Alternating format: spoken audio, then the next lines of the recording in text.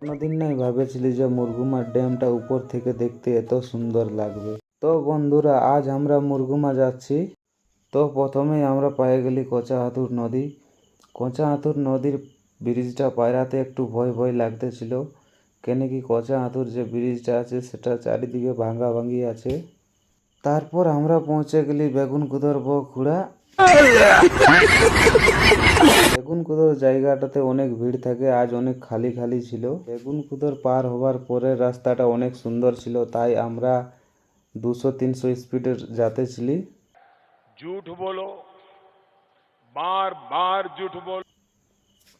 না মানে ধীরে ধীরে যাতেছিলি। अब आए ना लाइन पे। তারপর আমরা মুরগুমা পৌঁছে গেলাম। তো মুরগুমা পৌঁছেই এমন এত সুন্দর জায়গাটা দেখতে, কি আর বলবো, বলে বোঝাতে পারবো না। মুরগুমা জায়গাটা এত সুন্দর দেখতে লাগতেছিল, অনেকদিন পরে গেলাম তাই। মুরগুমা ড্যামের রাস্তাটা একটু সরু আছে, তাই একটা গাড়ি সিঙ্গেল গাড়ি যাওয়ার জন্য সে ঠিক, ডবল গাড়ি ঢুকে গেলে আবার অসুবিধা হয়ে যায়। তো বন্ধুরা, তারপর মুরগুমা ড্যামে কোনো রকমের ডরে ডরে সিনাইনগুলি বলি, বেশি ভিতরে গেলে কুমির টুমির, বুঝতেই পারছি।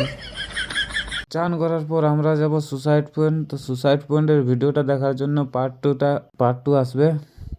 তো তোমরা সবাই চ্যানেলে জুড়ে যাও পার্ট টু দেখার জন্য, আর কমেন্টে লিখো পার্ট টু। পার্ট টু বহুত জলদি আসবে। তো চলো, বাই বাই।